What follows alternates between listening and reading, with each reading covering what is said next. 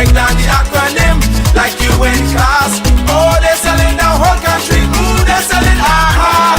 Now I never been down with no OPP.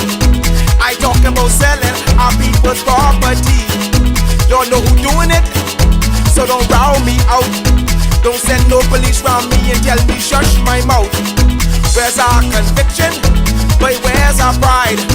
We selling everything, selling our backside. Just go online, it'll make you sick.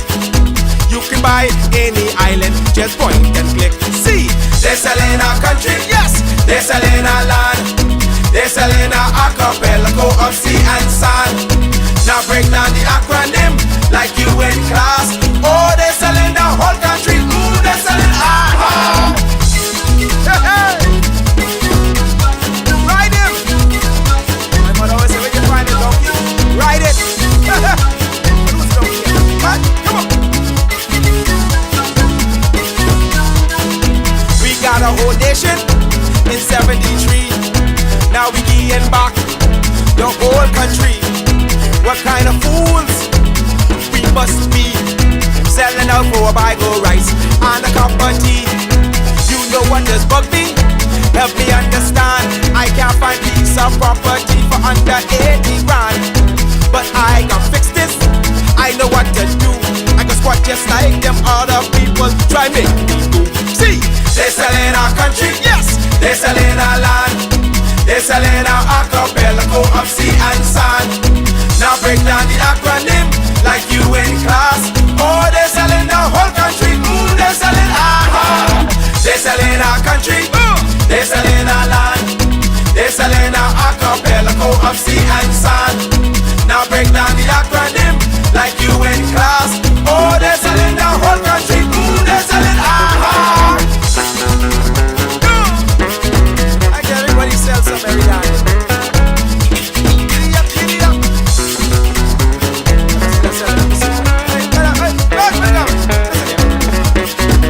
Come on.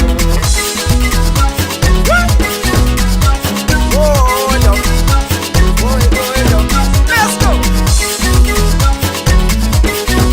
Who's the donkey again? They're selling one island. Give away one key. What can be left for you and me? Is this the example? What's our kids to do? You want them have a sense of pride or go selling too? Cause they're selling our country, yes, they're selling our land. They're selling our archipelago of sea and sand. Now break down the acronym like you in class. Oh, they're selling the whole country. Ooh, they're selling aha.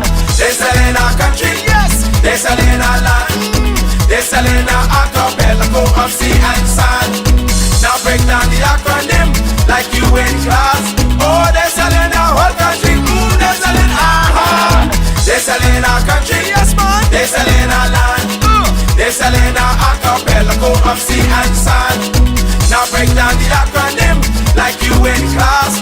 Oh, they're selling the whole country. Ooh, they're selling aha. They're selling our country, yes. They're selling our land.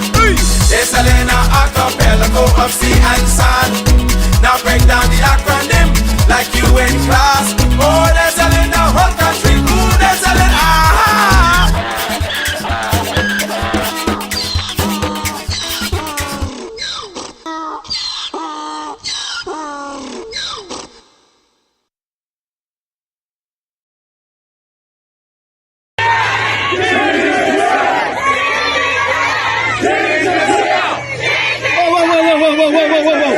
Whoa, girls, we out doing it?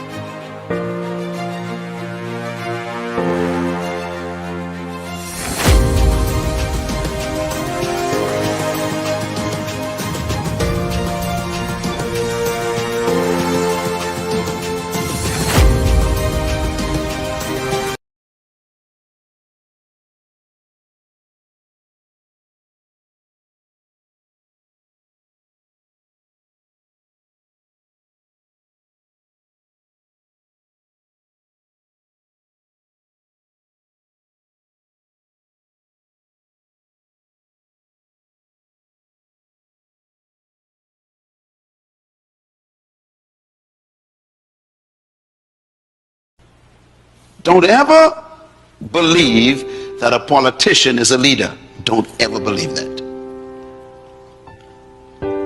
Because the system that we have produces politicians. It doesn't produce leaders. And so you can have a politician who knows nothing about leadership and he's leading you. Politicians are concerned about the next election. That's all they're interested in. That's why they cannot be leaders. But leaders are different. Leaders are concerned about the next generation. I want you to compare those two thoughts the next time you have a politician come to your house wanting to vie for your vote. Just ask him, what is your vision for my children? I will sit and listen for 20 minutes for you to tell me what it is. He will leave your house because he has no interest in your children's children. His concern is to stay in power, to keep the position, to win the next election. This is why they cannot lead. When you are going to have a conversation with a politician, you should actually try this as a test. You, by the way, as a citizen of a community, you have a right to be seen by the mayor. Hope you know that. If you voted for a mayor, the mayor works for you. Therefore, you have a right to see him. You can make an appointment to see any public officer you voted for. Did you know that? That's your legal right. If he don't want to see you, you can take him to court. That's democracy. So I want you to make an appointment to go and see your mayor or go and see your governor and just sit and say, I want 30 minutes with you, sir. And ask him about that list right there. Sir, what is your purpose for being in leadership in this city? What is your purpose? The first question will make him very nervous. Second question, what is your passion for our community? He'll be wondering what you're talking about. What are you talking about? I just want to build roads and bridges and provide jobs. No. What is your passion? And this is why we need to question the leaders we have. And so I have a little thought here. I call it politics versus leadership. Let's talk about it for a second. Number one, politicians focus on programs, not vision.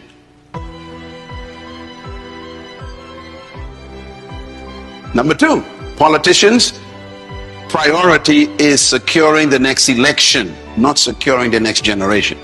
Their focus is different. Number three, politicians are preoccupied with promises, not purpose. What we need is statesmen. Stateswomen. We don't need more politicians. A statesman is an interesting human. A statesman thinks of the next generation. Data live forever.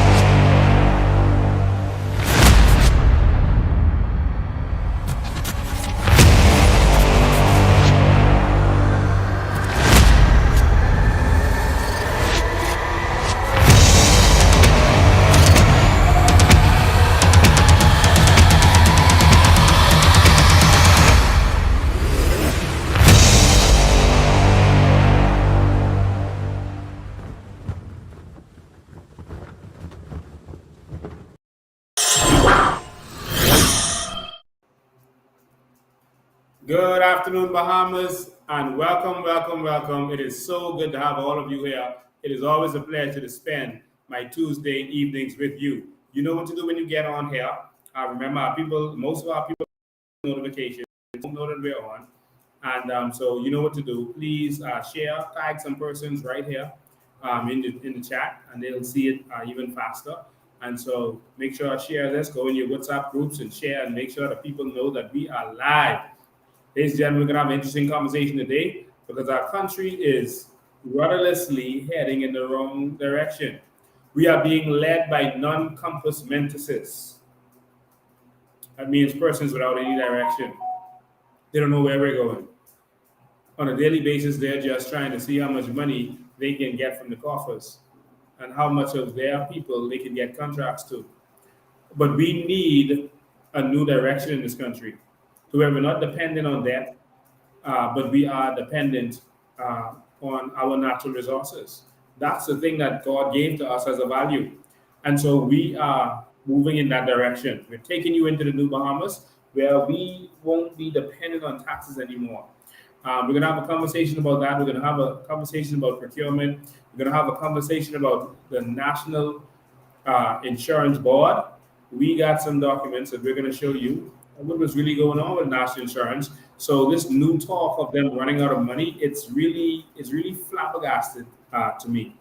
We're going to talk about VAT and what happened with VAT and our freedom of information. We still don't know anything about anything because we keep settling for nothing. And so, ladies and gentlemen, thank you all for joining from wherever you are. I'm going to get straight to it. Make sure you tag some of your friends. If you see they are not on here, tag them and make sure you get them in here. And make sure you share this in some of your WhatsApp groups, your family WhatsApp groups, etc., etc. All right. So, good evening to all of you, and thank you for joining us. And so, ladies and gentlemen, I'm going to have a conversation today with a very interesting young man, and he has been appointed the Shadow Minister of Finance. We're going to talk about his credentials. We're going to talk about him. We're going to introduce you to him. And we're going to talk about what needs to happen in this country, good governance, et cetera, et cetera. What do we need to do to move this country forward? All right. And so, ladies and gentlemen, tonight we are going to talk to our Shadow Minister of Finance, because in our organization, we're not interested in the Prime Minister being the Minister of Finance. In England, that doesn't happen. The one spending the money shouldn't be the one accounting for the money. All right. So we're gonna have a shadow minister. We're gonna have a Minister of Finance in the New Bahamas that's different from the Prime Minister. In fact, in our organization, in the Coalition of Independence, the leaders aren't even on the bank account. We don't touch money. We don't have anything to do with the money in this organization. Myself and Maria Daxon, we're not even on the bank account. We don't go near the money and we don't touch the money. And we have accounting every month to all of our members. And so we're doing it different from now because we're going to show you that we're running a different regime. This country is going to be run like a business. This is going to be run like a well-oiled business. And we're going to be in surpluses instead of in debt constantly. And so we're going to look at all of this today. We're going to have a nice conversation. Make sure you're here. And we're going to allow your call. Someone said the volume is low. I don't know why it would be low. So I can turn it up. Maybe that will turn it up. I don't know. So there's one person at the volume low. Maybe you might need to go out and come back in. All right. So thank you all for joining us. We're going to have a quick commercial break. And when we come back, ladies and gentlemen, we are going to have a conversation with our Shadow Minister of Finance. I'm going to introduce him.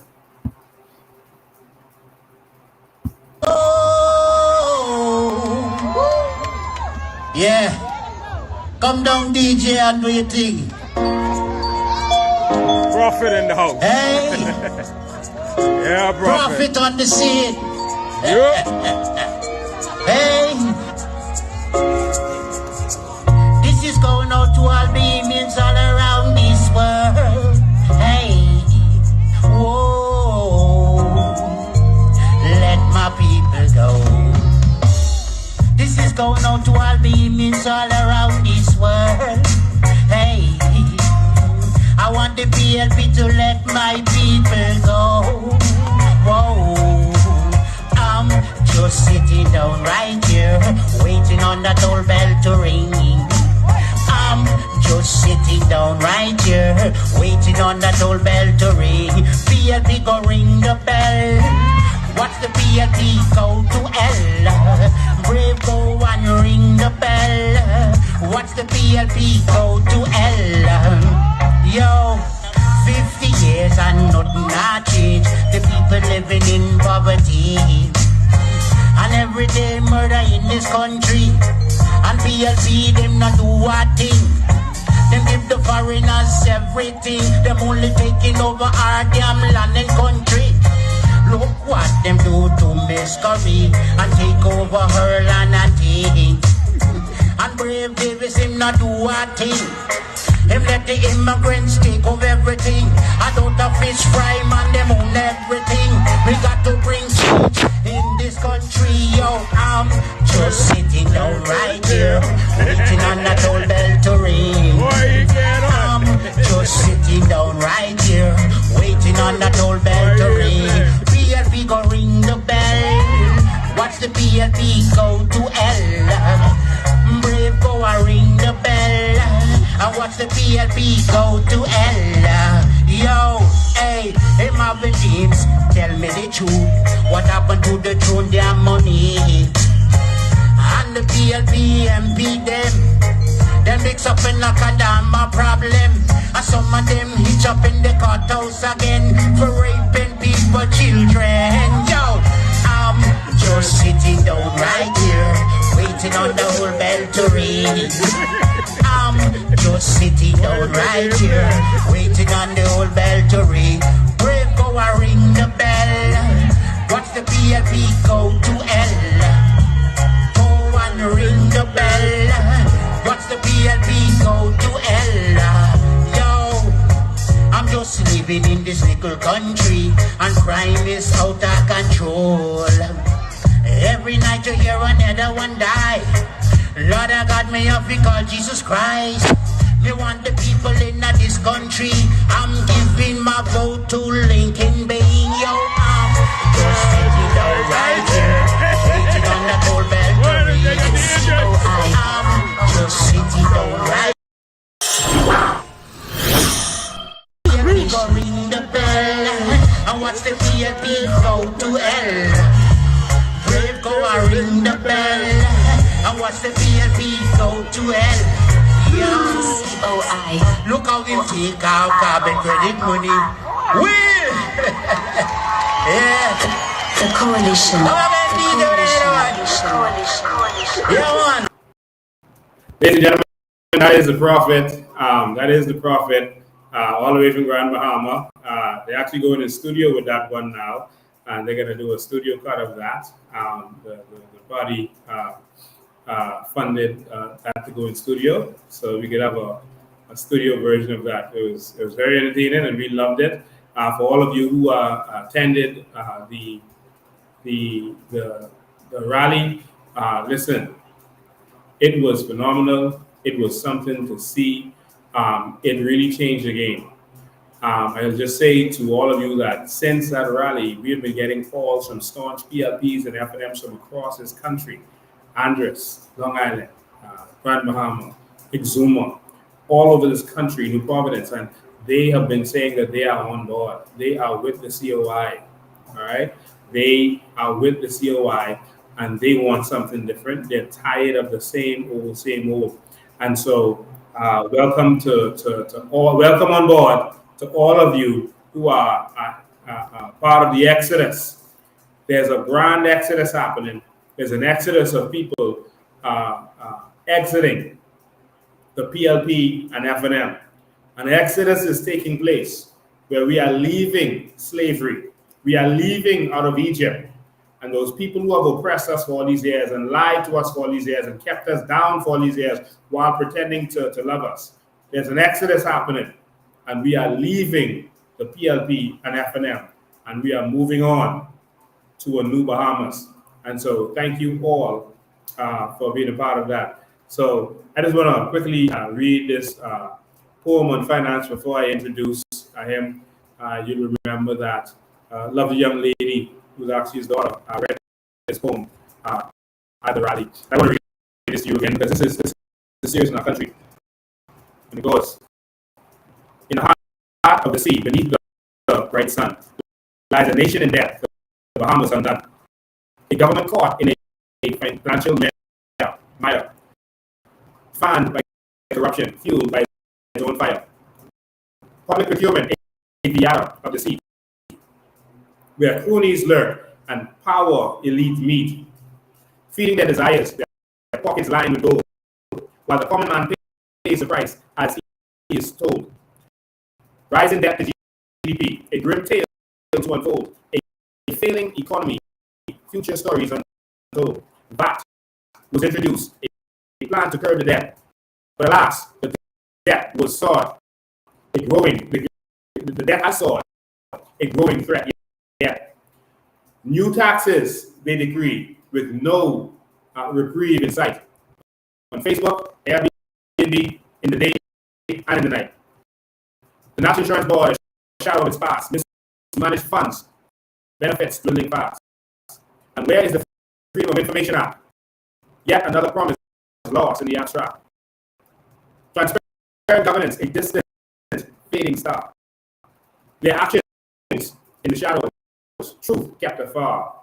It's time for a change, for a new path to chart, a government to invest, to show wisdom, to be smart, revenue-making ventures instead of borrowing more, to pay off debts to even the score. Farmers, your beauty remains in spite of the storm. Your people resilient, their spirits warm. May a new dawn rise where corruption has no room, and your government serves, not leads to doom. The aroma of change is in the air, because change is not coming. Change is here.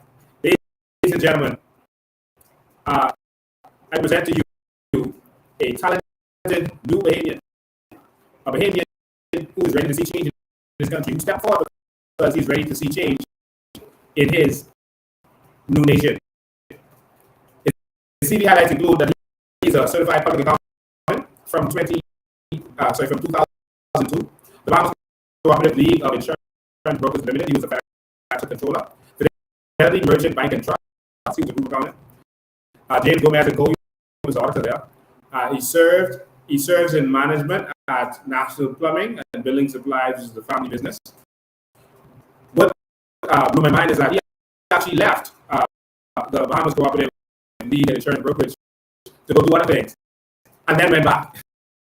And you know, in the Bahamas, when you leave a job in this country, you're not going to come back unless you are especially talented and loved and respected. And so that was a very interesting part of his resume. Ladies and gentlemen, I present to you a young man. I present to you.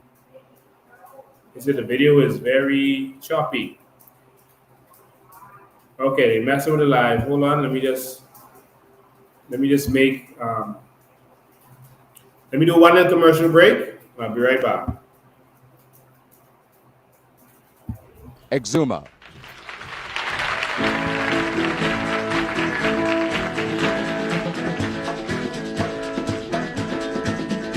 There's a brown girl in the ring, tra la la la la. Brown girl in the ring, tra la la la la la. Brown girl in the ring, tra la la la la. She looks like the sugar in the plum, plum plum. Show me your motion, tra la la la la.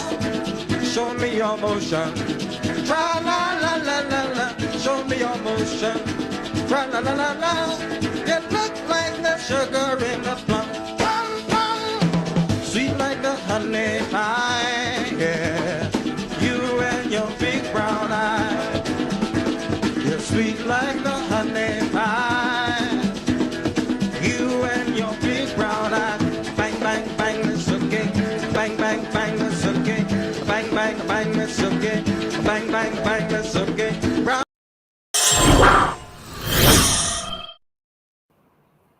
All right, ladies and gentlemen, I am back. You can let me know how the sound is now. Let me know how the sound is before we go on. I hope you were able to hear that introduction. The sound was scrambled from I read the poem. And so I will read this introduction again. Okay, they said the sound is better. Awesome.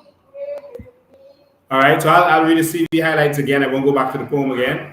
He's a certified public accountant since 2002. The Bahamas Cooperative League of Insurance Brokers Limited. He was their financial controller. In fact, he left and went on to do some other things and came back. And like I was saying earlier, when you leave the job in this country, you know they don't let you back. They let you back is because they respect you very highly. Fidelity Merchant Bank and Trust Group Accountant, he was a group accountant. James Gomez and Co, he was their auditor.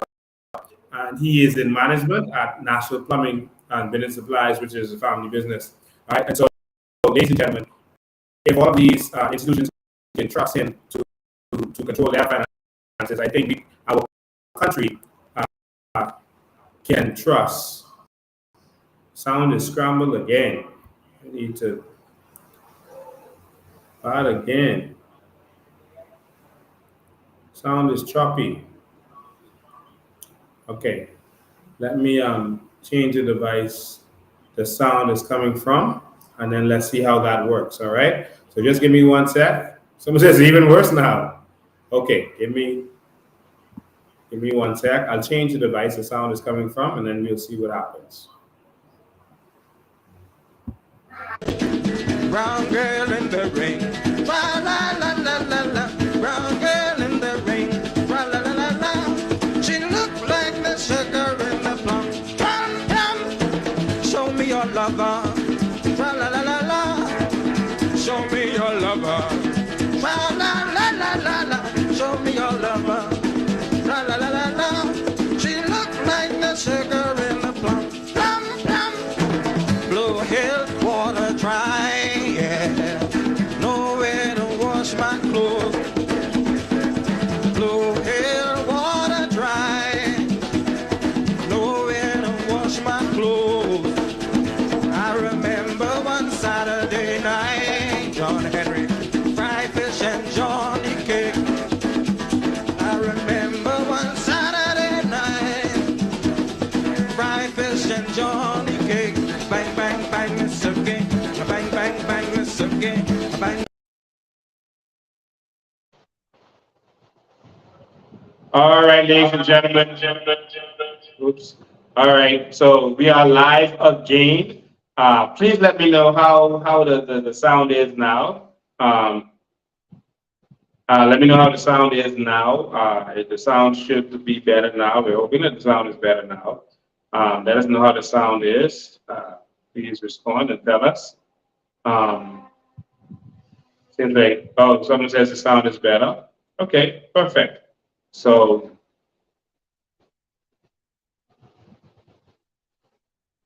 okay, the sound is better. Okay, good. It's okay now. Okay, perfect. So there's an echo, and we can hear you clear. All right. All right. Good into studio.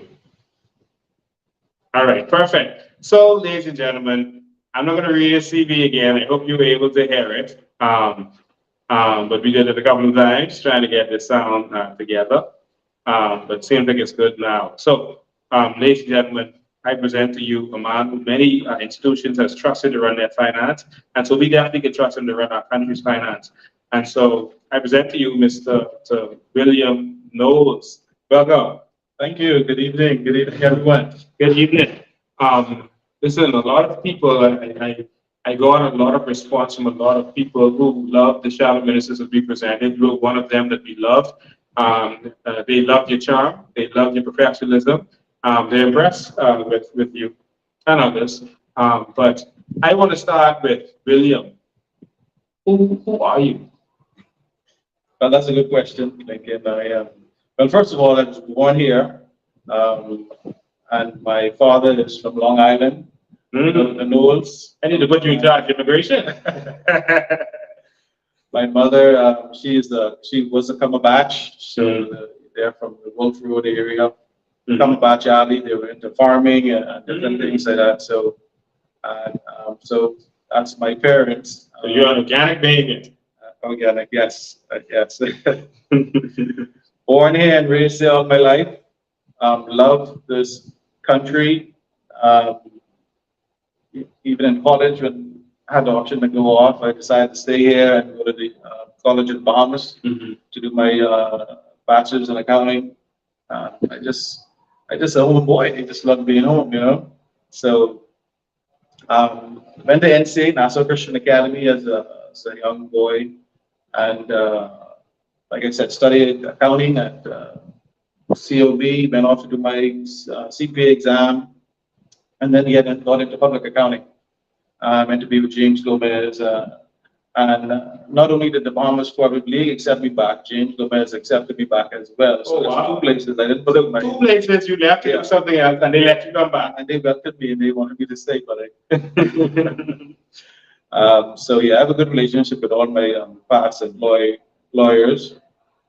I am currently a pastor, one of the elders at our church. I'm a family man. As you may have said, persons may have heard it in the CV, but I am managing, assisting with family business. I love the Lord. I seek to lift up a standard of holiness and righteousness and justice. And yeah, that's pretty much me in a nutshell. So you are a regular Bahamian who had no interest in politics. Well, that's correct. That's correct. I had no interest in politics. I didn't even like politics. I frown politics. You know, it's just seemed to be a dirty business, and it was never crossed my mind that to enter the political arena. So how did you get here? That's a good question, Lincoln. I guess what catapulted it was back in February when my wife and mother-in-law were unjustly arrested and abused and put into a cell for 3 days, and it kind of opened my eyes. So your wife and the mother-in-law were arrested on Goodman's Bay? Yes. During Caracom? Yes. So that was a nightmare for me and my children. Wow. And you know, it opened up my eyes to see the level of abuse of authority and corruption in this nation that I've never seen or believed before. And it helped me to realize that this country is a much worse state than I thought it was. And I got introduced to some of the members of the COI through the encounter, the prison encounter, something like that. Got to find out that you know, some of the principles that the COI stood for, and they threw out the option. Someone threw out the option. You know, would you be a part of our organization? And I, of course, being a Christian and not something I really wanted to do, I went to the Lord in prayer, fasting, and I asked His direction, and He led me to move forward. All right, and that is kind of how I got here. And I'm really serious about my faith, and I'm serious about serving the Lord. And I don't generally hear a wonderful voice from the Lord, but I heard one basically that says to move forward.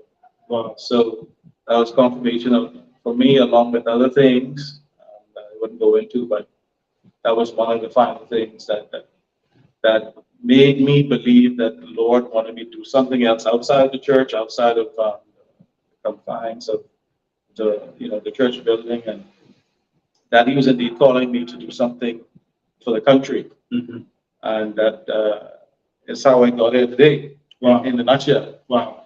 I always advise people that you could be doing a work for God that has nothing to do with religion, because Joseph was just that. He was considered one of the founding fathers. So important that they took his bones with him when they had the exodus from Egypt. And he never did anything religious. He didn't build any temples or churches. He didn't preach any sermons. He almost never even mentioned God. But he was doing that work specifically for God. And it was to go and be in government and influence government, and to bring his ideas to government.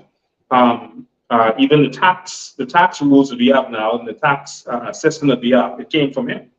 All right. And so he was doing something for God, but that doesn't do with religion. A lot of people don't realize that. They think, doing the will is actually just going to church and being an usher and that kind of stuff.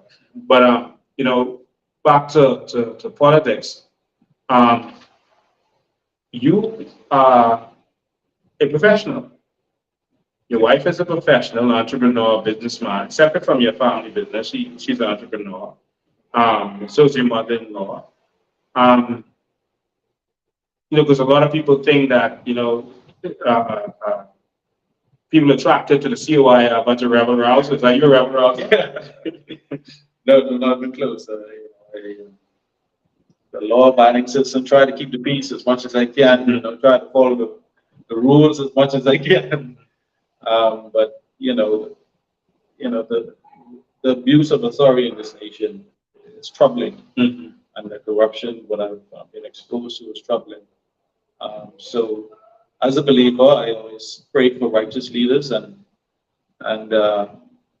came to realize that we cannot pray for righteous leaders to want righteousness if they're not pursuing God, or they're not interested in righteousness. Yeah. So I believe that when I was praying for righteousness, for righteous leaders to rise up, God said, okay, I choose you. So how would you get on? Exactly. So that is my conviction. Sometimes, yes, we are supposed to pray for righteous leaders, but sometimes we have to be the ones to stand up.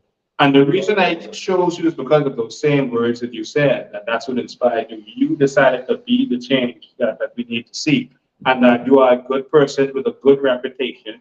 And I'm going to say this to you publicly, and we're going to have this to be able to come back with. If at any time our government is going awry or doing wrong, or giving out those secret contracts, or anyone in our government is stealing or acting inappropriately, I expect for you to deal with that. Yes, I don't care if it's me. I don't care if it's our vice president. I don't care who it is. I expect you to pull us in privately and say, listen, this is not how this is supposed to be. I didn't sign up for this. We need to operate properly like we promised the Bahamian people we would. I'm putting the pressure on you. That's your job. Yeah. That's why the Minister of Finance is not me. Sure. And if we don't do as you say, and get things in order, and because if there's any corruption you see and we don't get it in order, then I expect you to go public and tell the whole Bahamas they're doing foolishness. You can take that challenge. I take that in my prayer, fasting. God should give me a passion or a desire for righteous and just stuff, because that's what He desires. He wants a government, and not going into too much details, but He shared His heart with me that He wants this country, this nation, Bahamas, to be a government of righteousness and justice. And that's what I believe that my part is to play in this. Well, I expect you to keep the entire government and organization in line. Make sure not a cent is missing or out of place. Make sure we account to the Bahamian people regularly, just how we're supposed to. There's no secrets from the Bahamian people, and everything is kept in order. That is what I expect. Yeah. All right. And so that's why I put you in that position. And so it's a strong position, because I am tired of governments coming to power and they come and they say what they're going to do for the people, et cetera, et cetera. And then when they come in, all they're doing is giving themselves contracts and crooked deals and giving contracts to their finances and this kind of stuff. No, nothing new bombs. All right. We are going in, and I expect you to help me lock up any member of parliament in our organization that is doing foolishness. Yeah. I'm talking to you in front of all my supporters. That's what I expect. I accept the responsibility. All right. We approach them like the Bible says you should do. We approach them. Yeah. One-on-one. We give them a chance to get it right. And then we do what we have to do. Because we will be the first government to lock up a sitting MP. So first. All right. So just wanted to put some pressure on you as we start. But that's your job. Yeah. All right. And that also is to keep the leader in check. Yes. Persons who are part of our organization will tell you that I am submissive to my organization, to my executives, and to our persons. I have been in the Navy on the side.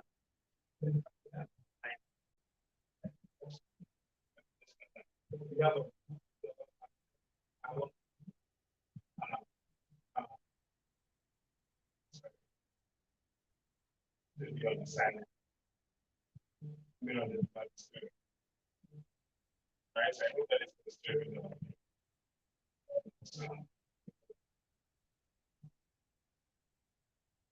Bang, bang, bang, that's okay. Oh, sweet Nancy. Oh, sweet Nancy. Oh, sweet Nancy. Oh, sweet Nancy. Brown girl in the ring. Tra la la la la. Brown girl in the ring. Tra la la la la la. Brown girl in the ring. Tra la la la. Okay.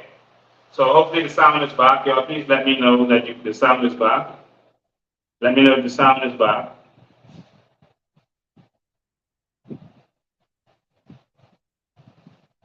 Let me know if the sound is back.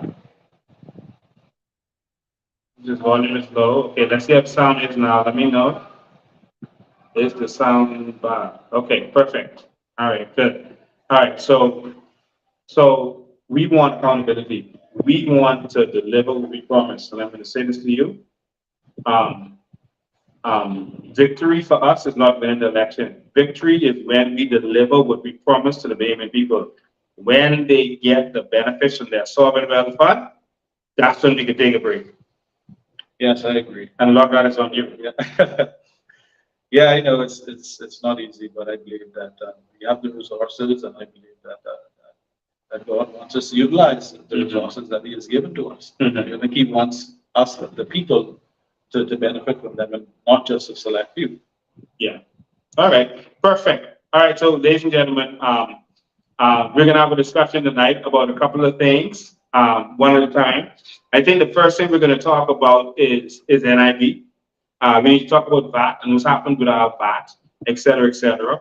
And this discussion that we're gonna have. And Bill, they call him Bill or Billy, even though his name is William. All right. And so Billy is going to be able to raise issues he wants to too. First of all, I want to talk about national insurance because they're saying that national insurance is failing. I know that doesn't come specifically under the Ministry of Finance, but all finance in the country really is under the purview of the Minister of Finance. I don't understand how NIB could be failing because we collect so much money as it relates to National Insurance Board. And so what I want to do is pull up some numbers for the Bahamian people so they can actually see the numbers up to the last time they gave numbers, because they stopped.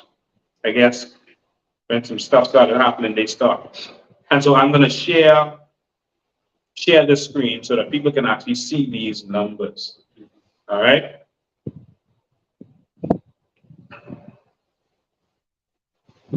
Give me a second. Let me share the screen for y'all. All right. Because one thing we do is we share numbers. All right. And so this is the numbers of the NID. This is how much money they were making when they last reported. And this is up to 2006. But this report was done in 2009. But this is up to 2006. And I want you to look at the trend.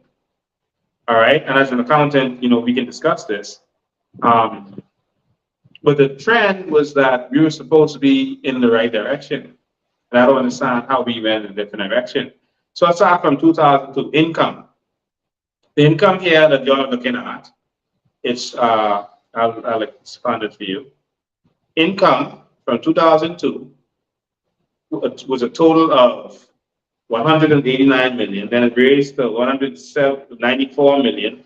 And the next year was 195 million. This is in millions, all right? So even though it looks like 100,000, it's millions.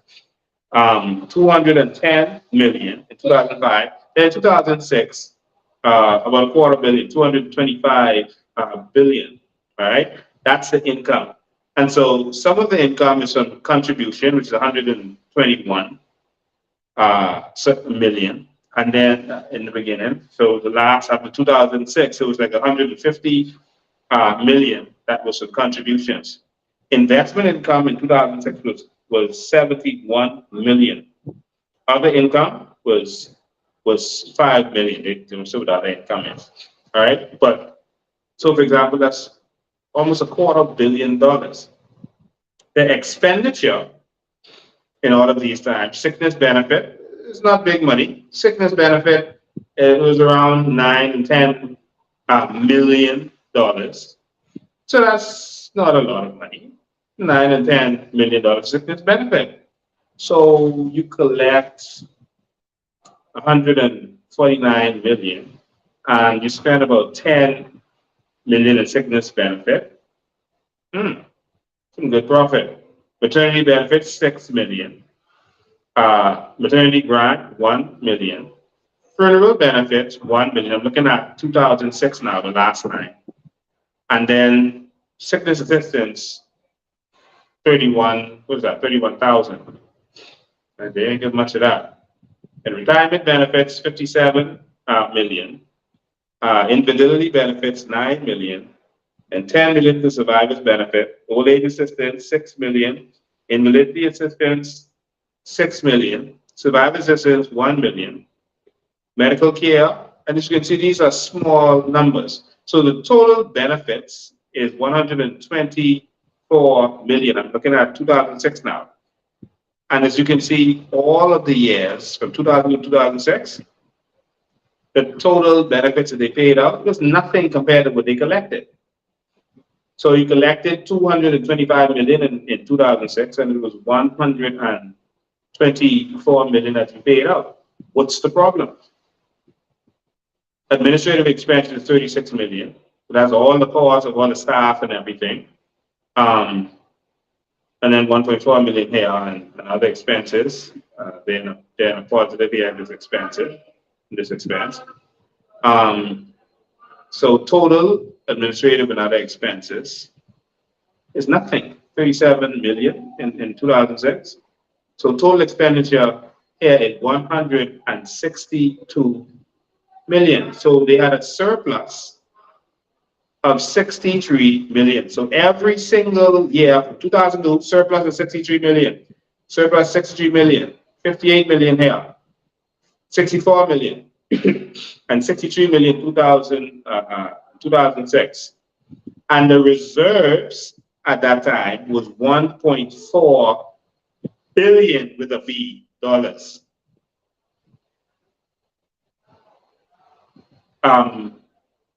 Mr. Williams, when you look at these numbers, how do you feel? Well, when you look at the numbers, you see a constant increase in the revenues and a constant increase in the surplus. Or it doesn't change a whole lot. And you do have a good amount of reserves, at least over 10 years worth of reserves. So you have to wonder what went down from 2006 to now. And I guess one of the biggest problems is the information. The information is freely available to us to really assess and to really know what's going on with NIB. And to be in a place where it's crashing down on us, it's unbelievable. And it does make you wonder what went wrong with NIB. I don't want this to go over people's heads, what you just said just now, that you had almost a decade worth of reserves. So what does that mean? That means if NIB didn't make another dollar, didn't collect another dollar from 2006 for another decade to 2016, they, based on their reserves, would have been still liquid. Still, all right? Basically, all right? That's theoretically speaking. And so how is it that they did collect revenue and the revenue was always more than they paid out? How all of a sudden they stopped showing us what they paid out? And then all of a sudden it's in problems. This is where sensible Bahamians have some serious issues with NIB. I don't think that the problem with NIB is anything to do with the payouts and the expense of the payouts. All right? And so this again is the years. This is what they projected. This is their projections. So up to, because they're saying that by, I think they're saying by 20 something, I don't remember the exact date is, 2020 something, and then NIB will be broke. All right? Another 5 years, I think they're saying. So I'm going to go on this document up to 2036, because they say another 5 years, the NIB will be broke. So let's look at what their projections actually were. This is the actual projections. So The actual projections here. So they're saying for 2006, 149 million would be made, then it would increase to 160 million. In 2008, it's 168. 2009, 202 million. This is the actual contribution income. This is what people would pay it. And then it's the investment income. So in other words, I'll go to the last line. They in 2006, they collected 225. So they projected 235 million for 07, then 250 million, then 311 million, 334 million, and you can see it goes up and up and up till 2036, it would be $664 million that they're collecting. All right. And the benefits would here, and you can see the benefits would always be less. All right, it would always be less than what they took in until we reach 2036. But it's an increase and an increase and an increase straight through up to this time. How is it that we can go to a point where you're liquid, always making more than you pay out, and then you flip to a point where you are illiquid? That's disturbing. That's a good question. I mean, see, from 2016, the surplus of almost 130 million was reduced in 10 years to a deficit of 83 million. So, like, what went down in those 10 years, 2016 to 2026, and then seemingly it's going to get worse in the next 10 years. So it does bring a lot of questions about what is the actuaries looking at? What information do they have to see that, hey, this plane is coming down to crash? And what needs to be done? What my concern is what me and Maria have been exposing, and that is that our NIB money is not just spent on benefits. It's also spent on building buildings. There's several buildings right now. We need to know if the government is up to date with their rental payments for these buildings. NIB's money built Ministry of National Security, and a lot of buildings. I won't list all of them, but a lot of buildings was built. NIB invested in cable bombs. NIB invested in a lot. NIB invested in quite a few businesses around here. They bailed out Bank of the Bahamas, forming this company called Resolve. I think that is where our money is going. Also, we exposed where NIB was spending money buying derelict buildings. All right, the building for the 10 million that they were using for the building next to Goodman's Bay, that was supposed to be the house of the Prime Minister. That's $10 million they took on that building. Go and look at that. All right, they're caught now with Mr. Arena, whose family owns that actually owns that. That's why they never could actually build it. They won't tell you that. They didn't tell you that, but it's actually in court right now. And how could they be doing things like this? This is the problem. They keep making it seem like, oh, you're paying out more than you're bringing in. No. You all are spending. You all are using that money as a piggy bank. NIB has become a Ponzi scheme. Yeah, it seems like capital investments is an issue. And it screams something sort of Russian. I know inside the credit union movement, central bank had very strict limitations on properties, investment properties for the credit union system because of that. Mm-hmm.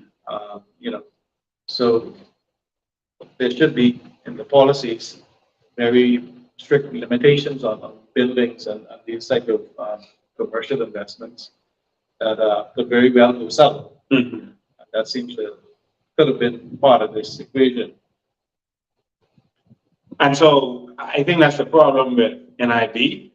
And I think that this is something that we have to pull in. But I just want Bahamians to know that NIB is not going to be for Bahamians. I mean, how can you depend on the NIB for pension? I didn't hear you no more. You're going to benefit from your natural resources. But we're going to have more in our discussion later. I also want to talk about VAT. What's your observation in terms of VAT? You know why it was brought out. You know why they invented VAT. not invented, but why they established bad environments. They said it was to pay off the debt. The debt has now increased to about the same amount that is owed in VAT or was collected for VAT. What was that? Yeah, VAT was sold to the people as a way to pay down debt and a way to expand the tax base. So it's supposed to be spread out, but it seems like it's not helping the I guess, middle class and low class individuals, because it's hitting a lot of the consumable items and whatnot, bread basket items and all that stuff. So was supposed to be easier burden on the people, because you're spreading it or you're spreading the tax base, seem to have not benefited us in any way except increased cost of living and inflation and increased debt and all this kind of stuff. And it didn't do what it was sold to the Bahamian people to do. And looking at the financial statements at the government website, as I was reviewing them, I really questioned what is the line item expense line for corruption. I really wondered in my mind, if we had to quantify corruption in this financial statement, what would be the percentage? And I think a lot of it seems to be pointing that although you increase taxes or spread the base, it just makes more way for certain governments to benefit personally from it through corrupted means. You see, so that has not had the effect that they were selling us, telling us that it would have, and people are hurting more and more. So, as you have mentioned, we need to make that shift from being so tax dependent and benefiting from our natural resources, not just for the few, but for the people as a whole. Yeah, I noticed that what a lot of the countries like Dubai, Qatar, Norway, these countries that went from developing nations to developed nations, or AKA third world to first world, they actually accomplished that. And the way they accomplished that was by using their natural resources. But the key wasn't just using their natural resources, because other countries use their natural resources and they have not, they've not had this effect that they have had, that these countries have had. Right? I'll give you a quick example. Norway found oil around the same time that England found oil. England spent all of their oil money. They squandered all of their oil money, and it was gone. Norway was a little bit different. Norway used the money to empower their people. All right, they didn't give out checks, but they gave you all kind of different benefits that were equivalent to getting, big checks. And because they empowered their people started to invest more, because they had a cushion to fall back on. They started to, all of the great ideas that needed to come. We sit back waiting for politicians to have good ideas. No. In the New Bahamas, as much great ideas as we have as an organization, the real good ideas is going to come from the people. And we're going to put the people in a position that they can have a cushion that in case they fail, because the majority of businesses fail, in case they fail, they have a cushion to fall back. You see, and that's the difference in how they were able to do it. Their people actually built the economy. They started investing, not just us depending on foreign investment, et cetera, et cetera. So, what do you think about their model and how we could implement that in the Bahamas of empowering our people? Well, definitely, I agree with the philosophy of empowering the people and not keeping the wealth to a select few and for the government to manage, but empowering the people to invest in the nation, so they can feel they have a part of interest in this nation, and it just, I think it'll do more than even just financially, but even just give people a sense of pride, to be empowered to do these kind of things, and not having to wait on the government for a government job and have a handle, but really empowering people to to do what they are gifted in. So definitely that would be that's one of the motivations that I have for being a part of this organization. It's about spreading the wealth to the people, empowering the people. Because we have a lot of knowledgeable advice and gifted people inside this nation. And of course, like you said, our party isn't, people in government don't have all the great ideas, but a lot of, I guess, politicians may be afraid to accept ideas from the people. They feel that they're empowering the people when they take their ideas, and I guess many may take it for their own benefit. But we're here to provide a platform for the Bahamian people to thrive. That's exactly what I think we should be focused on. Yeah, and so what a lot of these countries did was that they formed companies that were owned by the people, but managed privately. And so Dubai, for example, went hard into tourism. Qatar went hard into real estate around the world. They own more real estate in England now than the Queen, and around the world, all over. I think they own the whole stadium in England. I think they own one in Brazil also, but they own a lot of things, and so they've been constantly investing. I think we have to take on that same model of forming these private companies, because we need more revenue. Definitely. Obviously, the problem with our country is we keep going into debt to pay for more revenue, and that absolutely makes zero sense.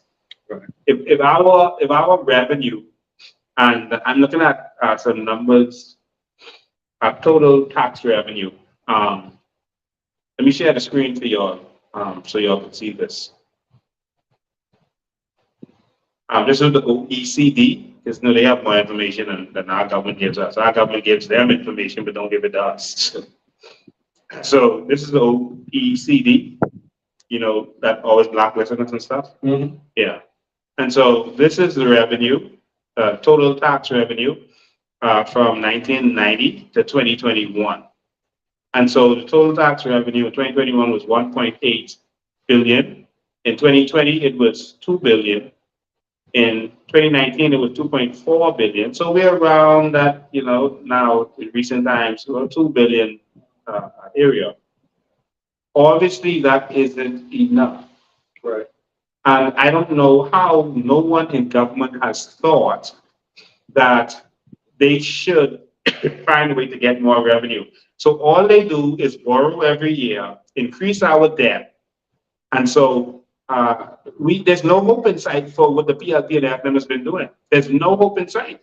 There's no way for us to get more revenue based on letting foreign investors come in, create all the revenue, make all the money, and take it out of the country. Right. Exactly. A parasitic economy. What do you have to say about this? Yeah, well, definitely when you look at borrowing to stay afloat, borrowing comes with a high cost of interest, and there's only really two ways, either to finance anything really, either through debt or through ownership, right? So definitely we would want to try and get away from borrowing because of the high cost of interest. And then also another aspect of it, I think when we tie ourselves to different organizations with owing them monies, we tie to their philosophy and ideas, and they have a chain on us as well. Like says, if you owe someone, you're debt to them, they're slave to them. And the things that we want to stand for in our country, we have to be careful what we do and what we can't do, because we owe money is that we scared to be blacklisted, we scared to our interest rates to increase, because we pretty much in debt to the international organizations. So definitely we need to increase our revenues, also to cut back on our expenditures as best as we can.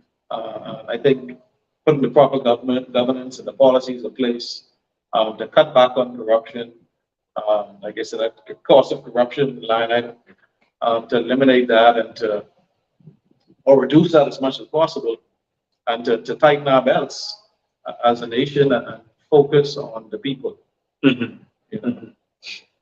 I found something shocking. You know, the government always pretends that it doesn't have any money, but then they will find money to do things out of the blue. And you'd be like, where did this money come from all of a sudden? Why are you talking about this? Where did this come from? And that's disturbing to sensible behaviors. Like right now, the Prime Minister just announced that he is going to spend $80 million to mitigate climate change. 80 million. Now bear in mind, being in a hospital. Right. Yeah, like I said earlier, the priority is, I think, not where it should be. You know, and we have money, and we try and come up with money, or we try to borrow for things that doesn't really seem to benefit the Canadian people for the majority. But when they have these projects they want to do, they can find money. That's a lot of money. And there's a lot of people who are hurting in this country, and you know, we need to prioritize our people first. So let me show you the hypocrisy in this government, this administration. They are all about talking about climate change. They're talking about climate change all over the place, and you know, singing the praise of climate change and saying that we are ambassadors for climate change, and that's all. Philip Brave Davis has been talking about since he's been in power, and I mean, that is like, okay, that sounds good, but there's something wrong here. There's something seriously wrong here. Let me just show this screenshot. If we are so concerned about climate change, how in the world would our new patrol vehicles be trucks? 100 new trucks. If you're worried about climate change and your patrols use a lot of gas and put a lot of emissions in the air, how in the world could you buy 100 trucks? Yeah, it seems like the government, you know, it seems like a hidden agenda.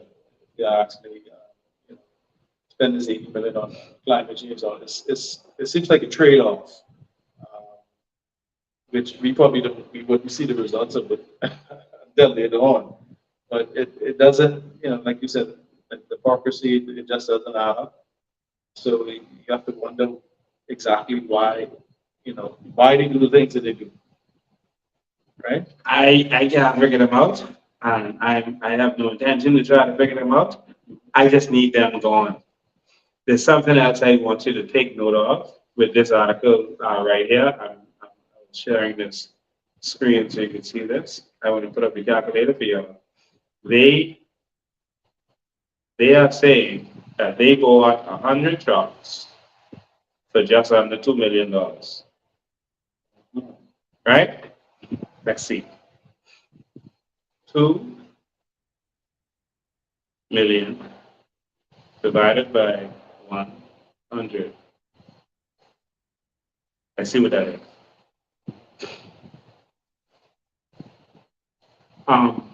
I don't know, you're the accountant. Yeah. Maybe on Sesame Street, but can you tell me where I can get a truck, a brand new truck, outfitted with all that police stuff for $20,000? So eBay special. They had to bought that on eBay. Yeah. In fact, that's 19,000, just under 2 million.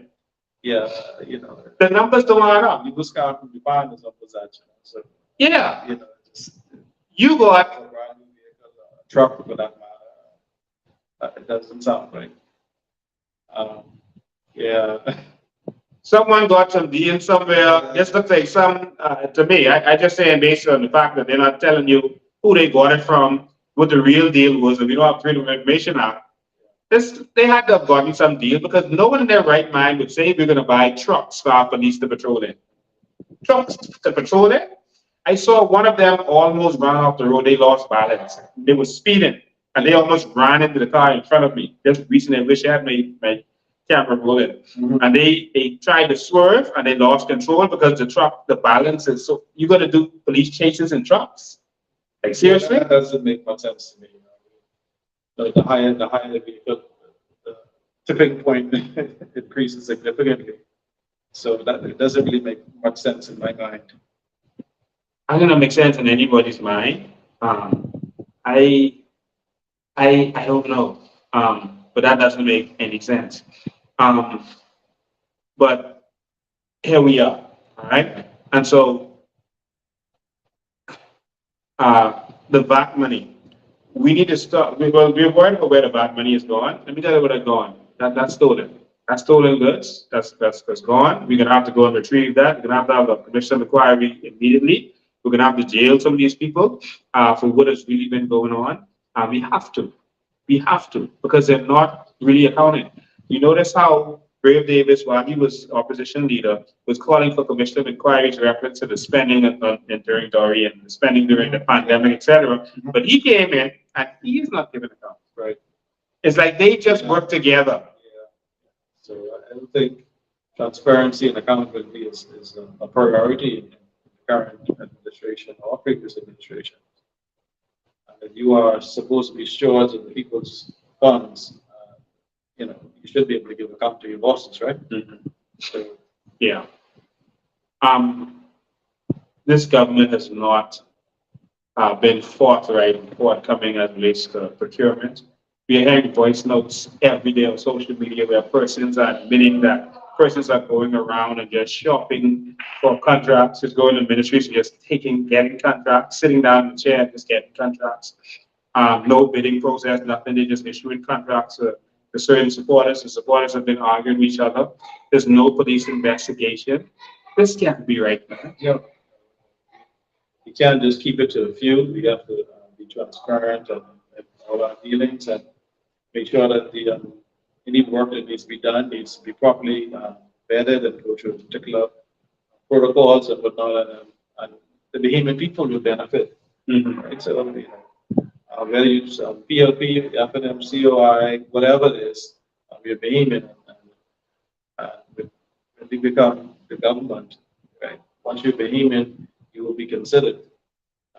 Once you qualified and go through proper steps, we have to look at the people as a whole. Yeah, so let's dig in a little bit more to this thing about us now going into business to make revenue as a country, where all of the benefits will go to the sovereign wealth fund. All right, and the money in the sovereign wealth fund will be traded. All right, so you won't, if we make $20 billion, for example, from our natural resources, and from whatever revenue we make from going in business, we won't share the $20 billion to the Bahamian people. That money will be traded, it will be multiplied, and we will get shares from the surplus. All right, so the principal will never be touched. That will be there for our future generations. This is Norway's model, and a lot of other countries' model. And so we will never touch that principal. All right, and we will trade it responsibly. Only up to 3 to 4% can be at risk at any one time. And so this again is the model of Norway, etc. And so we are going to go into business. This is going to take business plans, etc. Before election, we want to start presenting business plans to the Bahamian people to let them see that, okay, we say we're going into the cruise ship business. Here are the numbers. Right. We say we're going into the shipping business. Here are the numbers. You ready for that? Yeah, definitely. Before we go to anything, you have to look at the numbers and have those prepared and have realistic expectations and realistic numbers and be upfront with the people. And as you said earlier about the investing, the returns, and then keeping a certain amount. It's very common in the financial sector where only after you reach a certain amount of capital or reserves, anything after that you can pay out as a dividend. So that's just protecting the funds and being diligent with the resources. So like you said, you can't pay out everything when it comes in. You just can't pay it out. You have to invest and reserve the funds for future generations, for down periods and things like that. So, Well, the good part is you're not the only accountant that is supporting and a part of the COI team, but we're going to start showing people the numbers. We need to start showing them that this is real, presenting them, business plans for different things, because we're serious. We're ready for this from day one. And we got to go to people showing them this is the new Bahamas. This is what can happen. All right. And so that's what this is about. Yeah. I want to talk a little bit about good governance. And the things that we want to put in place, because we want to take power away from the politicians, first from the Prime Minister and all the members of Parliament. We want to take power away from them, all right, including the Attorney General. We're going to change that system and have a real DTP that is separate and apart. The Attorney General should not have to be sitting in cabinet with his colleagues that he can't touch because they're his colleagues. right. The person who is responsible for being the Attorney General should be someone who's independent and can lock up the president once they do the impeachment process. Right. An independent person. We gotta have accountability, and we gotta put all this in the Constitution so that later, if the Baymans be fool enough to go back to PLPF and them, they can't just change that. You can have a real person in power. But I want to talk about our good governance and some of what we want to do. Because again, the reason I put you there is because I believe that you are just an honorable man, and you're gonna be honest, and you're gonna keep us honest, because you ain't gonna help nobody. No. All right. So for our good governance plan, we want to have island states. We've heard the plan for island states. How do you feel about this whole process? Yeah, I mean, I did not join the COI for power. I did not join to increase power or authority, and even in my the church and my workplace, my purpose is to try and empower those around me and try to push. Some people like to build up authority and build up power, and everything got to be focused. But my philosophy is the opposite. My philosophy is, okay, let me teach you certain things. Let me allow you the space to grow and to exercise your authority. So I would totally support and agree with that. The island states to be able to manage their own affairs at a certain level and utilize the resources that they have. And like I said, my philosophy is not trying to pull power centrally, to one central location, but to disperse it so we can function in a more efficient manner. Now, I want you to know that, I'll get back to that stage, but I want you to know that when we get the power, you're going to be responsible for auditing a lot of what has been going on. You're going to be tasked, well, of course, you're not going to do it yourself, it'll be teams, responsibility, but you're going to be tasked with finding where the bad money gone, finding who's been stealing the contracts, and looking for corruption. And you may have to cause certain older politicians to get locked up. You ready for that job? Well, when I first came into my financial controller position, one of the first things I had to do was provide evidence for case. Wow. Yeah, I came from auditing, and that was not my task. My task was coming to be a financial controller, and it just happened that things were adding up. And I was so reluctant because there's older guys in the company been around for a long time. I'm a new, fresh, because I became financial controller at 20 or 21. Right? And so I was still young. And I had to try and check those I's and check those T's and check those numbers. But at the end of the day, when I was confident that, something ain't right, I had to go to the bosses. And, as much as I was reluctant to do it because I respected this young man, or older man than me, but still young.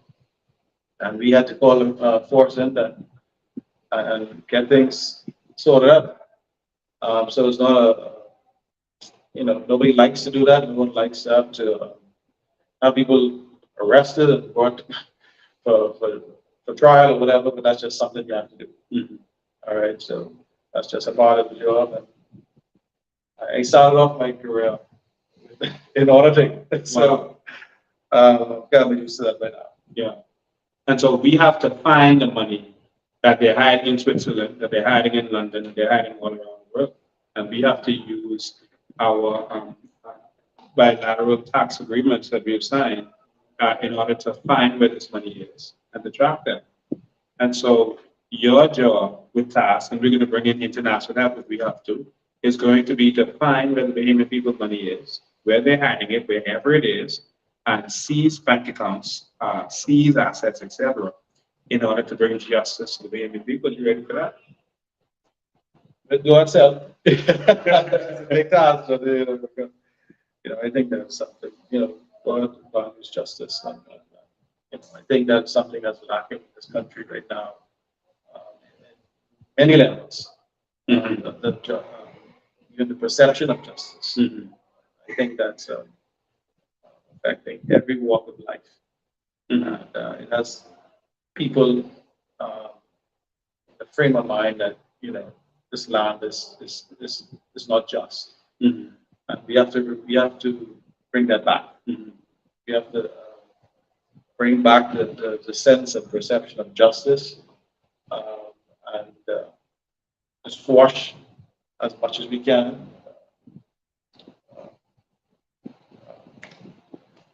The word tip of my tongue. But the corruption and favoritism and stuff like that. So nepotism, favoritism, and all that kind of stuff. Well, that's our job, and that is your mission if you choose to accept it. All right, this message will self-destruct in 5 seconds. The first mission possibly yesterday. And so we can get this done. This is a new generation, and we're going to find everything that belongs to us, and we're going to bring justice. And so there's going to have to be international help that we're going to bring in. We're going to end corruption immediately when we get in. That's very important. For Singapore to thrive, they said that the first thing they had to do was end corruption. It's the same thing in Dubai, Qatar, Norway, etc. There's no corruption in these places because no one wants to mess up with everyone that's benefiting from it. And that's your job to keep us honest, keep us clean, and find out what's going on. It's a big task. You have the most important role. You are our new Minister of Investment and Natural Resources. All right, so I've been in discussion with a businessman who is interested in being the minister of, because I changed the portfolio from investment and tourism, right? Because they only think tourism, why are you tying tourism to investment? Mm-hmm. And we're transforming that to investment and natural resources. Yeah. And so hopefully when we push out our next set of shadow ministers, we can let people know that this is the person who is going to lead us into where we should be investing as a people. Right. Not just bringing in foreign investors, but this is how we should invest to transform our country. I'm looking forward to that. And look forward to working with that person. Of course. And so that's what we're going to do. I want to see if I'm able to open the phone lines as I continue to have this conversation and question you. I want to open the phone lines so people can chime in and say what they want to see. What do you think about that? What do you think about what we just showed you with national insurance? If you have any questions for Mr. William Knowles, I'm going to make an attempt to be able to bring you all in. So let me just do this little quick commercial break, and then we'll see if we can get sound from another device, and then we'll go from there, right? Because we need change, and we need change desperately. All right. So, all right, let's go there.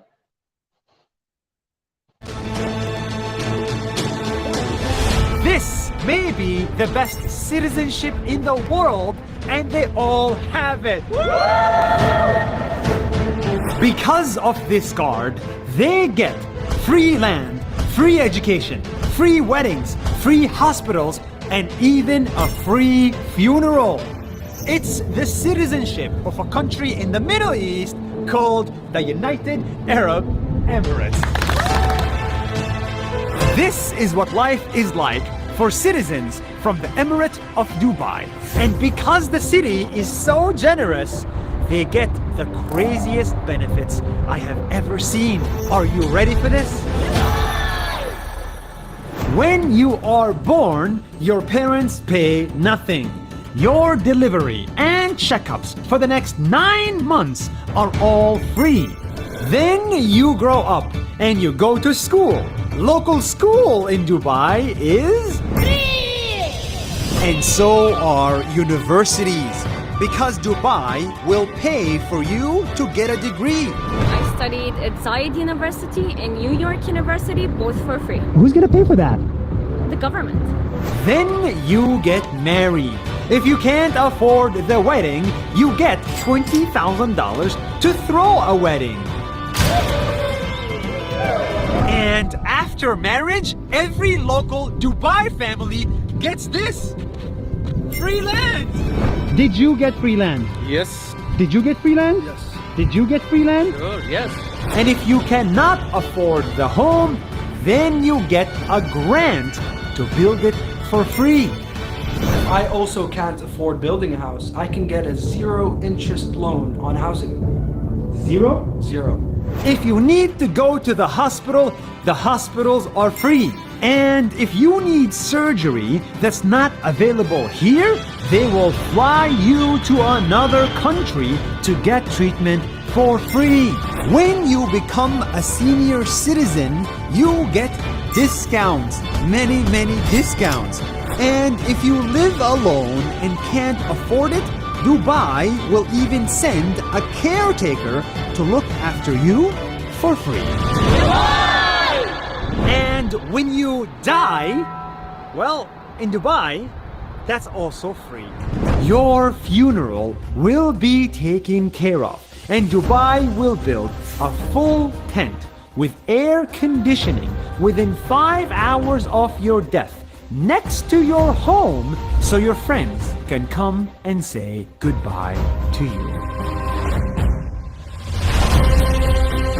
The point of government is to take care of people. And in Dubai, they take it to the extreme. Imagine if every city, every state, every government in the world did this. We would have a much happier world.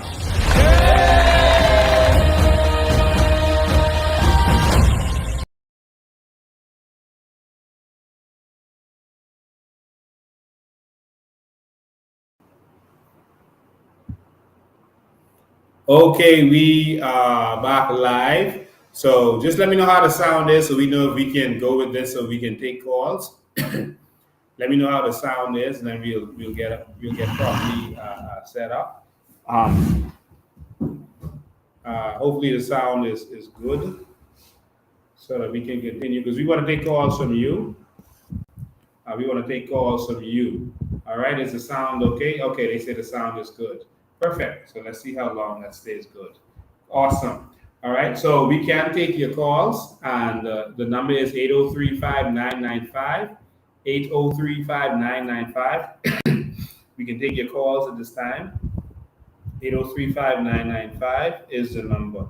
So you can call us. I think this is on silent. Let me take it off silent. 803-5995. That's the numbers. Make sure this is set up. Okay, phone ringing already. Good afternoon, you're live. Hey, how you doing, Lincoln? I'm good. How you doing? I'm doing great. I just had a couple of questions for you, the Shadow Minister of Finance. Yes. I am in the marine field, right? And every day I see multiple things that we can make money as payments. I mean, hundreds of millions of dollars. Are we going to be delving into that field in terms of getting finances and stuff for the country? Do you mean at a national level, or are you talking about helping persons to invest in boats and ships and to access those resources? Both. Well, that's something that we can consider. That wasn't, I have not considered that at the national level, but certainly as a part of empowering the people, making sure that they have the right equipment, the vessels, and everything needed to access those revenues from our waters. We would be concerned about protecting the waters from poachers and other persons who are trying to get our resources. Um, but ideally, we'd want to, at least from my point of view, we'd want to empower the people, the Bahamian people, to be able to get into those fields and have the resources they need, rather than the government really getting into that. But we're open for ideas. And so I'll also add to that. Remember, if you look at Vision 25, if you go and watch that, you will see where we're providing grants in certain areas, and we're also providing partnerships with the government in certain areas. And the purpose of the partnership means that you'll be able to go into this business that the country needs at the time, whether it's in tourism or marine, because remember, our focus is going to be on the sea. That's where our money is. Whatever it is that you'll be able to go into that business, and the Bahamian people will be able to benefit from it. So not just giving money to any kind of crony where only them benefit, but you will have a part ownership. The people will have part ownership because they invested in you, and our portion of it goes to the sovereign wealth fund. And so we're going to have a bunch of business out there that was funded, that all of us can benefit from. And so we as a nation is going to benefit from individuals being empowered. That sounds great. That sounds great. Exactly what I wanted to hear. Yes.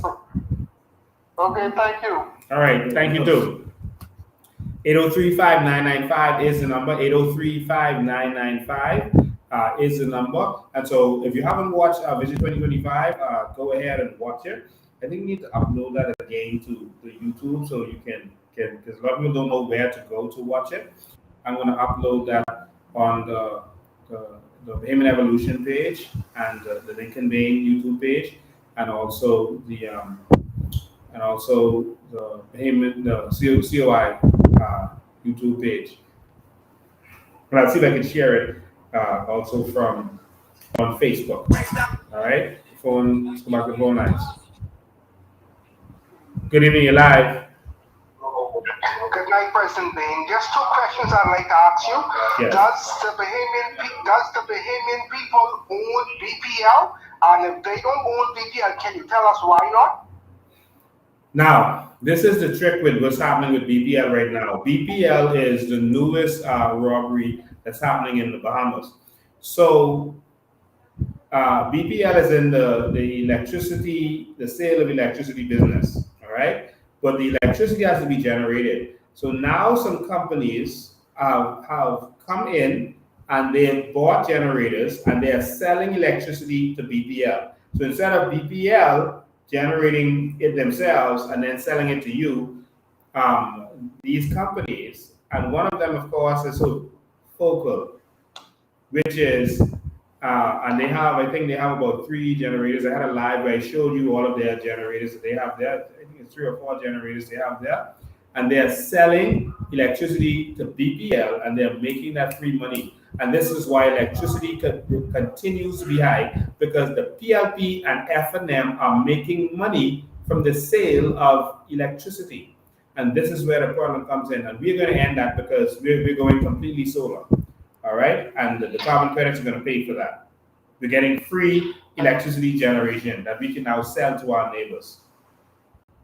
Wow, thank you. I look forward to voting for you and Mr. Knowles. Thank you all for everything, COI. Good night. Thank you, too. 803-5995, 803-5995. You were telling me a story when we were offline about the incentive you had for being a valedictorian. Oh, yes. I graduated from NCA as valedictorian, and up until my last year, I was doing pretty good. I was in the top maybe 2 or 3, and my parents knew that I was... Just hold the line, we'll be right with you. Hold the line. That I was one of the candidates. So my father made a deal with me. He said, well, you know, son, if you become a valedictorian, I'll buy you a car, or I'll give you $5,000 to water a car. So I said, Daddy, I don't like speaking in front of people. Imagine that. I don't like speaking in front of people, so I don't want to be valedictorian. He said, I'll write your speech too. So I took that as my incentive, and I won the valedictorian award, and he helped with the speech, but I did the speech, and that was my motivation. Wow. And we have a jumpstart program for our young people so that when they become 21, that they're going to get a certain, 22, they get a certain benefit. We'll talk about that in a minute. Good evening, you're live. Yes. Mr. Knowles, my interest is, what are your plans for setting up the budget of the departments of government? Meaning, like, right now, the way it is, I know every department has to send in the preliminary budget concerns, and there are some questionable line items that are normally submitted, as well as for the total balance, there are some personal emoluments that are also embedded in the budget. Can you explain to me, how do you intend to handle that? Will you change that? And if you are, how will you do it? Okay, I'll hang up and listen. Well, thank you for your call. I was looking at the budget, and as an accountant, it's very confusing to me, right? So it just is not laid out in a clear way. And when I looked at the numbers and I looked at the supporting notes, and it seems like nothing agreed. So definitely a financial statement should be very clear. And if you will have a summary in the front, and just for ease of reference and to see the big picture, but then you should be able to dial in the notes of the financial statements and see all of the details. And that should give you a good, clear picture of what those large amounts, it'll show you the breakdown. So I don't know if the goal is to confuse the people or to hide things, but definitely, as we would have expressed before, our goal is for transparency, and to show you as best as we can where what the money is being used for. So I hope that answers your questions. Generally, the financial statements are prepared by an accounting firm, from what I'm aware of, and they have particular formats, but the goal would be to make it as clear as possible and not to hide anything or deceive the people in any way. And the purpose of manifestos and politics and of their budget is to funnel money back to their financial contributors and to get money to their cronies as what they've done. And that is why they're so cagey about everything they do, because their entire budget is about that. Brave Davis found almost $17 billion to pay consultants. Who do you think those consultants are? They're cronies that they can give money to without them having to have any business license, without them having to have a contract, where they can give that money. They don't have to really account anything. They can just take that money and give it to who they want to. And so when you look at all of the different line items, $86 million on travel, $80 million on what is this? Climate change initiatives, and all these other things. We have more than enough money if we would have some ingenuity and do things differently. We have more than enough money. One of the things that we're going to do from our natural resources is we are, and if you watch Vision 2025, you'll see a lot of this. When every child is born, an investment is going to be made for them. And so a small amount of money is going to be put up, and that money is going to be invested on their behalf. And by the time as they're 18, that money is going to roll over. And in Vision 2025, we showed you exactly how it's going to roll over year to year based on previous trends of the growth of money traded in the stock exchange. And so when that child becomes 18, a certain amount of money will be there for them. And so every child, this one is ringing, but we're not hearing it. I'm sorry about that. Good evening, you're live. Yeah, this may again in reference to what Mr. Knowles said. Go ahead. Part of my job when I used to work with the Ministry of Finance was to work on the country's budget. The way that it was being done is when you do your preliminary submissions to them, the government would then come back to you and tell you you got to cut down on your budget to fit into all of the money that they have. So they will make you chop it up and chop it up. And at the end of the day, you would end up submitting a budget that is totally inadequate, that will not suit your needs, will not allow you to do whatever you have to do. And you will constantly find yourself in a position where the government has to go into the consolidated fund account just to fund vital projects that your ministry is supposed to have.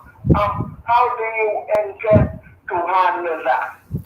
I want to help you with that because that's a that's a cabinet control, more than just a Minister of Finance control. You'll remember, I am preaching a message of taking power away from the politicians, including the Prime Minister. How are we doing that? We talked about island states, and then we talked about city governance. All right, we're gonna have municipal governments. The government will have a certain budget, but every single district in the Bahamas will have their own budget. And so each district will determine what they do in their community. They're talking now about raising the MP's pay, etc. Let me break this down so I make this clear for you. There's going to be states. Each island is going to be its own states. Each island state is going to be divided into cities or districts, okay? And so we'll take, for example, in Nassau, if you have areas that are next to each other, same kind of socioeconomic status, we're going to make them a city. So, for example, South Beach is similar to Bamboo Town, similar to Pinewood, similar to Jones Heights, similar to Nassau Village. That becomes a city, all right? And so they have a council, and that council also has a mayor who is voted in, and the mayor could be fired, all right, if he don't do his job. And the mayor's responsibility is going to be to do the job that the council voted on.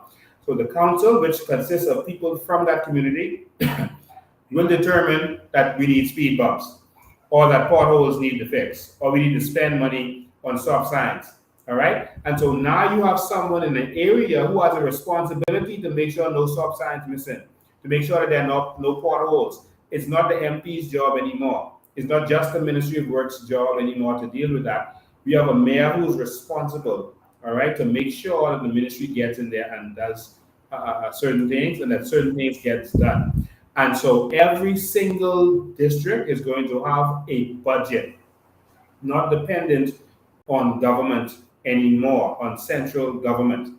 All right? Central government will deal with the big general stuff like the police and customs and immigration, education, and the big stuff. But in terms of the governance of the different districts, they will determine what is best for them. And so this is how government is run in the United States, in England, and other places. We are going to have municipal government here too. I'm tired of people saying how they had to go to the MP to put speed bumps through their corner. Had they been to the MP to ask for a stop sign? MP? MP? No. The MP's job is going to be to pass laws in Parliament. That's it.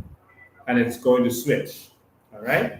And so I have one more question. Go ahead. In regards to that.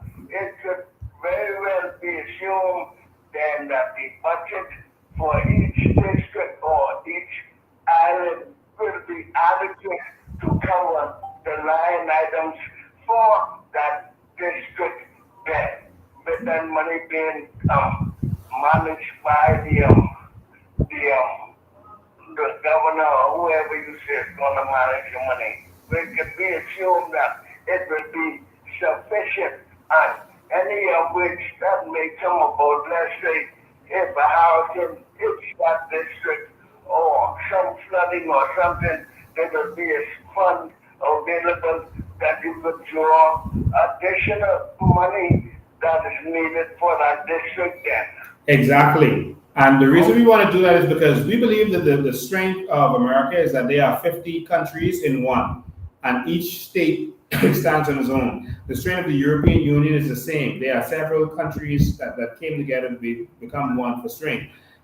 And we believe that if Abaco can keep their money and pay a royalty to the central government, if Abaco can keep their money in Abaco, the majority of their money, and do what they feel needs to be done in Abaco, that their economy would rival Barbados or the Cayman Islands, etc. They would be like countries on their own. The same thing for Andres, the same thing for Grandmama. That would make us greater. The problem is we have a few politicians in Nassau decide what needs to happen on all of these islands, and they don't know the islands. All right? Yes. All right. That sounds like a very good plan, Nathan, because as it stands, local government is really, it's not local government. No, it's not. They don't have a real budget. It's garbage. It don't function like it should. No. But No. your plan Thank you. sounds very good plan, man. Okay. Thank you for your call. Very much. All right.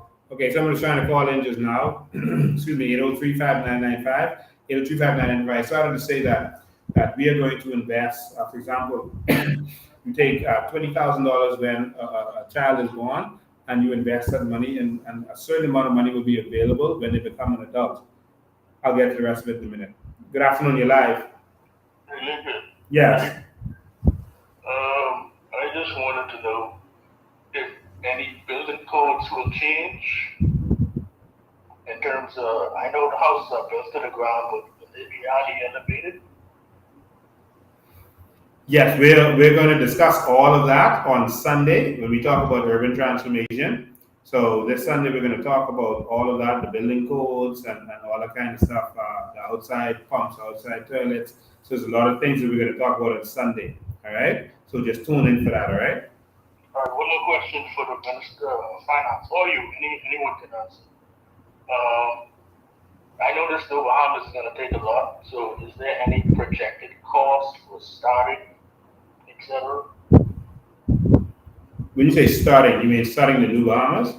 Yeah. Most of the things that we're starting is low-hanging fruit. It's stuff that we can do right now.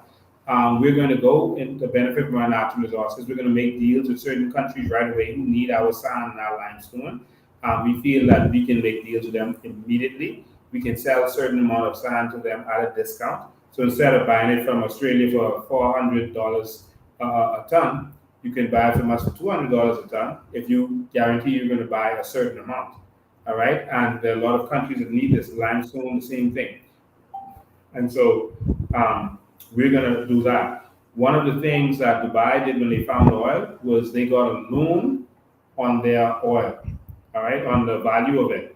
And that's how they started building their tourism industry, building all those buildings and stuff that people are so amazed with. And so that's really how this works. Now, we already make about $2 billion a year. All we have to do is stop spending money on nonsense, on partying, traveling, all this kind of stuff, and all the garbage they spend money on, and redirect the money to spend wisely. We need to spend money that is going to bring a return immediately so that we can make more revenue. So we're making at least $2 billion a year. This year we're going to make about $3 billion because the economy has grown since COVID. We just got to do a sense with the money.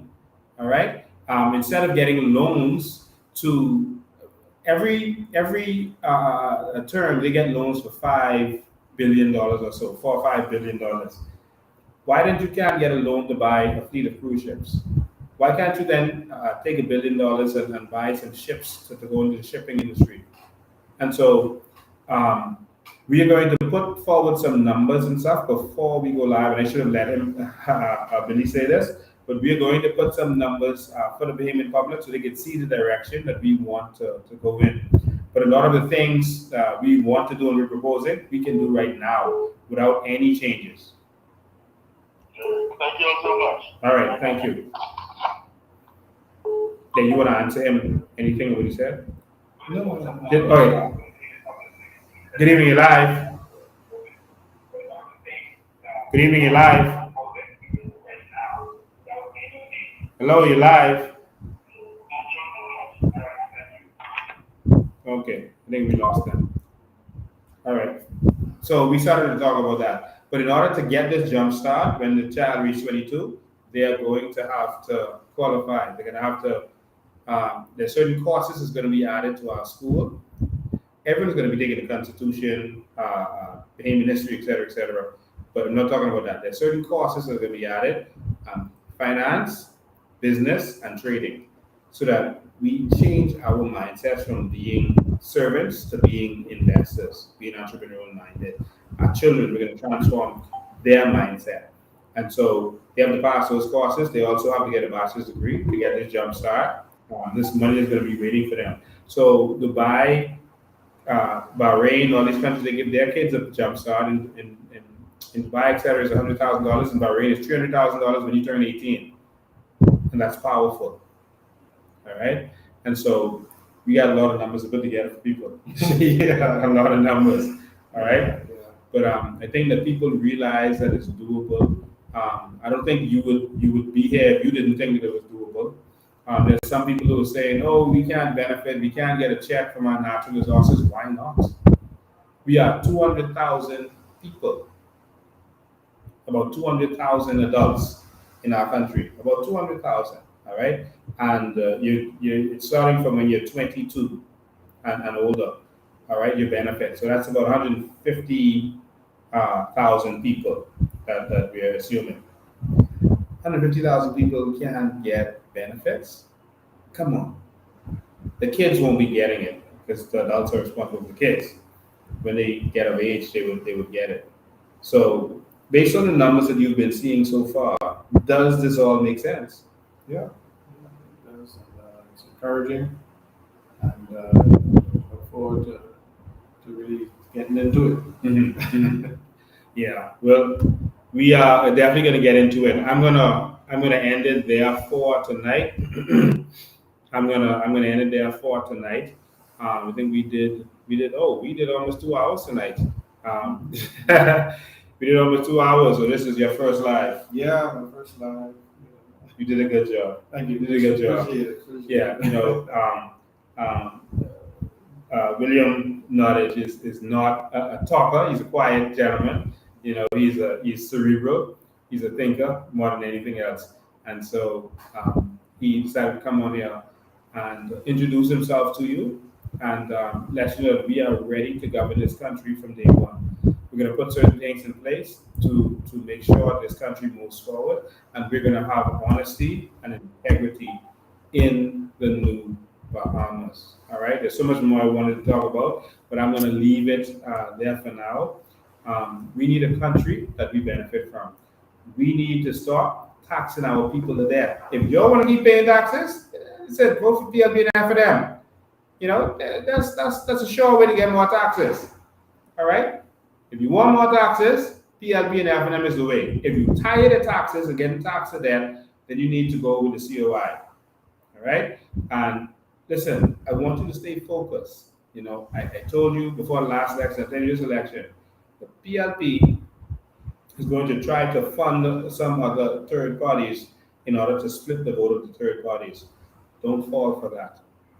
They're going to try to fund other third parties and push other persons out there in order to split the vote, in order for people who want to vote for something different, some of them to vote the other way, and it splits the vote. Let's focus. We have a chance of winning this. We have a team that is exceptional. We are ready to govern this country. These are new Bahamians, faces you have never seen before. Nobody ever seen this man. Faces you have never seen before. You know, we put Veronica McIver out there. You know, people have heard of Dr. Veronica McIver, but, you know, they've never seen her in terms of the public light and politics and that kind of stuff. You know, we put Trevor Green out there and, you know, an expert in education. And, you know, people have never seen him. We are presenting to you new Bahamians, all right, who are not politicians, but who are ready to make a change. All right. So like I said, there's so much more I wanted to talk about, but I got to leave it there because we've been rambling on for 2 hours. We're sorry for the technical difficulties. You know what happens. One, they try to to block our feed and not send out notifications and reduce our numbers. And two, they try to interfere with the feed. But that's not stopping us. We're going to keep going and keep doing what we have to do. This is a new Bahamas and a new set of Bahamians. Do you have any last words to Bahamian people? Well, just that I'm excited to be a part of this organization.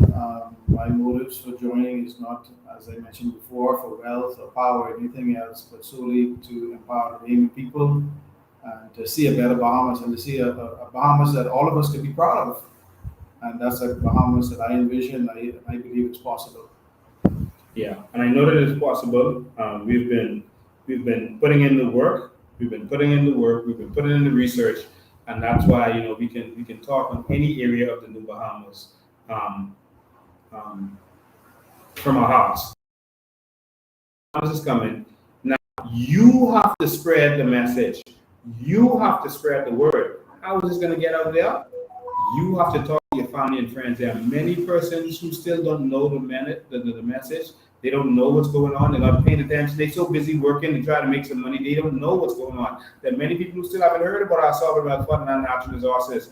Don't be shy. Evangelize. You have to talk to your friends and family. You're on the bank line, you have someone complaining, you talk to them about the New Bahamas. You talk to them about how things are going to be different, how things are going to change. Don't be shy. We got to save this nation. If we don't win this election, country finish. This is the last election that we have where we will be the majority. If we let them get back in here, with all this foolishness they're doing now, imagine what they'll do next time, where they're not looking for a third term. They will destroy this country. Ladies and gentlemen, wake up, and wake your family and friends up. We can do this. We're going to win this. I believe in you. That's why I'm standing in the front lines, taking the bullets, taking the attacks, the nasty attacks, taking the assaults, because I believe in the New Bahamas.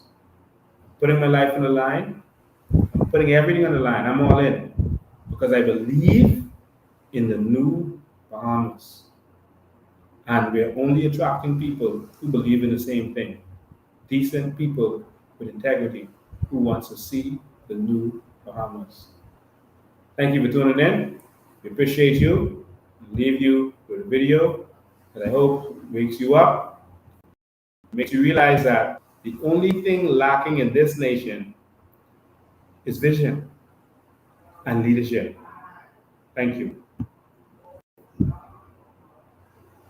A lot of people wonder how Dubai became a very big, famous, and rich city. You see, if you're comparing with Nigeria, listen to this. Nigeria has oil before than Dubai. It's a history. They are more rich than us. They have agriculture, they have mining, they have everything, you name it, they have it. Am I right or wrong? When you have a true leadership, which we have nothing, but we have everything because we have the right leadership. That's the only thing you need, a right leader for your country, not corruption. That's what brings your country at the top. You don't need anything. We want water, we don't have agriculture, we don't have mining. That's quite interesting. And that's Sheikh Mohammed. Number one, he doesn't know number two, he needs only number one. He says, I don't know, there's no number two in my book. Only number one. I hear he doesn't ride in a convoy.